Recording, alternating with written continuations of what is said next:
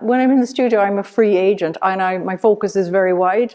I take in everything, everything. Like, I'm open to everything. I don't work in any particular genre. Okay, so I think that I want people to feel the way I feel when I look at something, and I get incredible joy from it, like something in the natural world, or. And I want them to, like, sometimes you go to a show or you read a book or you go to film and it stays with you. You know that thing, if you just keep thinking about it. I'd like people to feel like that about the work, to be curious and to enjoy it and to get some kind of a buzz from it. The title of the show, Happenstance, it comes from the idea that, like, my life affects my work. Like, wherever I'm going, or what I see that excites me, they come into the work. And that's not something I can control. That's like a happy accident that, I am opening myself up to the joy of looking at things and then trying to bring in that sense of joy into my work. And it's accidental. It's not something I can control. It's a really natural process. I grew up in Donegal. The first 10 years of my life were spent in Donegal, and the rest in Cork and other places. So I had a really rural upbringing, a village right on the border between the north and the south, and zero stimulation. So it was all, the natural world was my play place, and the thing that informed me and made me excited about life. It was a really rural, very basic kind of background where we grew our own vegetables. My mother made all our clothes. It was the 1950s. And so all around me were people making things. And my father used to make boats. Even though he was in the customs, his hobby was like collecting old bits. Like, he would buy old boats that were wrecked in storms, and he would fix them up in our garden. So we were surrounded by bits of wood and really strange shapes. Like, and I can still remember those shapes, like, from the boat. And I also watched him make a little tiny dinghy out of plywood when I was about 5. And, like, just watching that was my education in terms of making. Then when I was 10, we moved to Cork, and suddenly I was in a city. Oh my God, it was shocking. Suddenly it was going from extreme countryside to the city. But I was always interested in art and making things, so I discovered there's an art school there. And when I was when I was 12, I insisted on doing a summer course in the Crawford. Like, I was getting a sense of what art school might be like. I kind of felt at that point that I loved the School of Art. I loved the atmosphere of it. I mean, it is a brilliant building and right in the centre of Cork, and all the cool people went there. I knew, I was in convent school in Montmercy, so I kind of knew my world was not that world. It wasn't academia. It was definitely going to be art school. And I loved learning about things, and I loved English, and I loved maths and geometry, and I loved science. But I knew that I would gravitate towards art. I went there in 1970, and that was the only course we could do was an art teaching course, the ATC course. Everybody was working towards a teaching degree, and I knew I did not want to be a teacher. Like, I really knew that from day one, even though my parents thought it would be great. So, but at that point, art schools were changing in Ireland, and there was a lot of movement against, not being able to specialise. Like, you couldn't specialise in painting or sculpture. You had to do everything. So I was really lucky insofar as John Burke taught there, and he had won a fellowship to go to London. I don't know how he got this, but he did. And he came back from London and he taught in the college. So he set up a metal workshop, and of course I gravitated towards that immediately. I think that's how he started the welding place, because everybody knew you had to make an armature out of something strong, and steel was the most important thing. So it was like drawing in space. Like, you could just weld this and it would stay there, and it was strong, and it had tensile strength, and it's an amazing material, steel. I mean, the whole world is made of it, actually, so why wouldn't I want to work in steel? And my work in the beginning, it was very minimal. I mean, it was just natural for me to be minimal at that point, because I was just testing the water, so to speak. So my work was quite geometric. I mean, I've always loved geometry, and geometry is still in my work.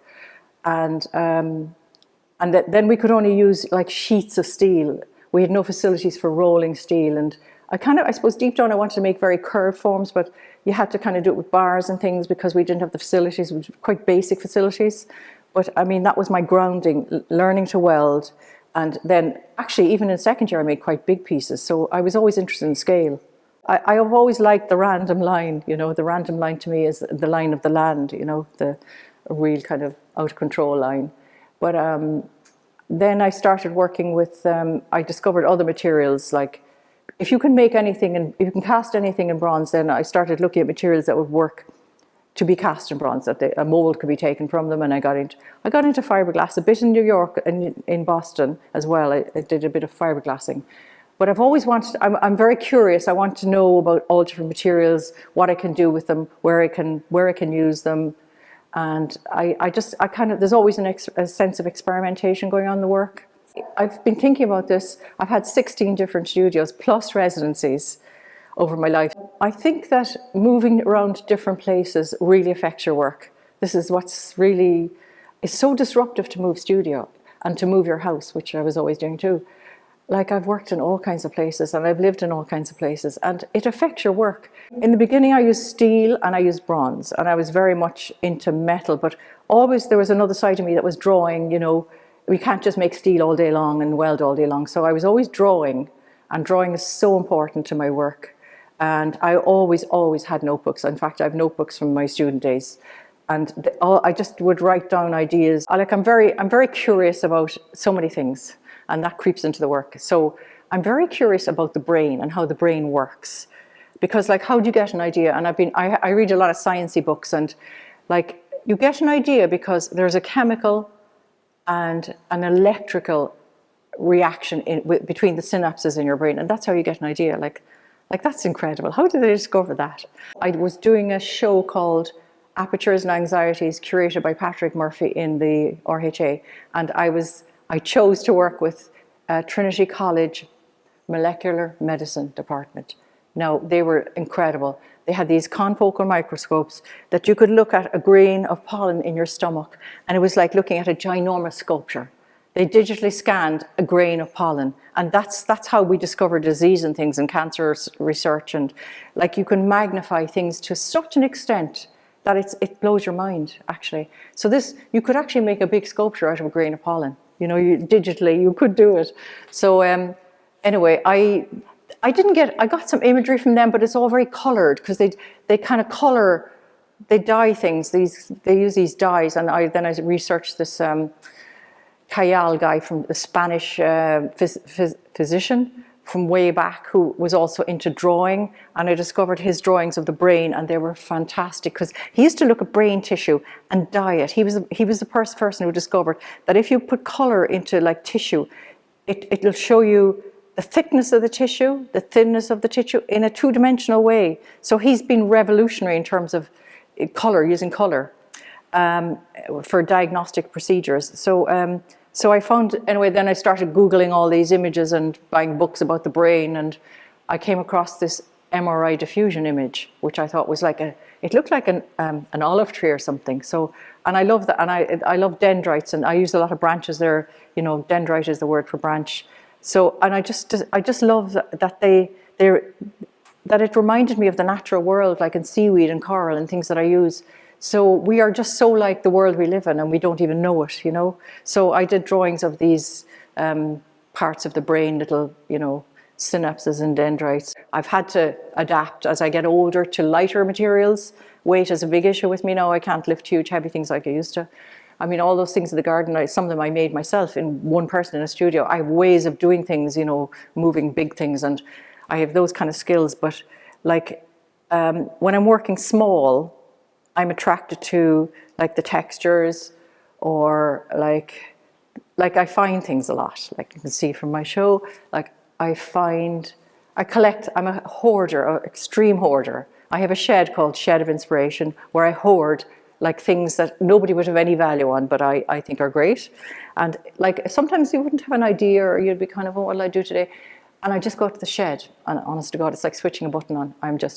I'm on. And so it's almost like an addiction. I just can't stop doing it. But like, I mean, sometimes I do make small things that are I just want them small.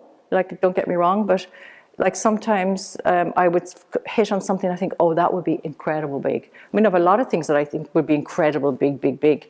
But like, get the budget, get the place, not easy, you know. So, but it's the studio work that drives everything, the small scale things in the studio. If I can make it small, I can make it big. If I leave a thing in the studio for a while, it will almost make itself, you know. I'll just see an idea will happen just by walking around stuff and leaving things in a certain place, and that's how I get ideas.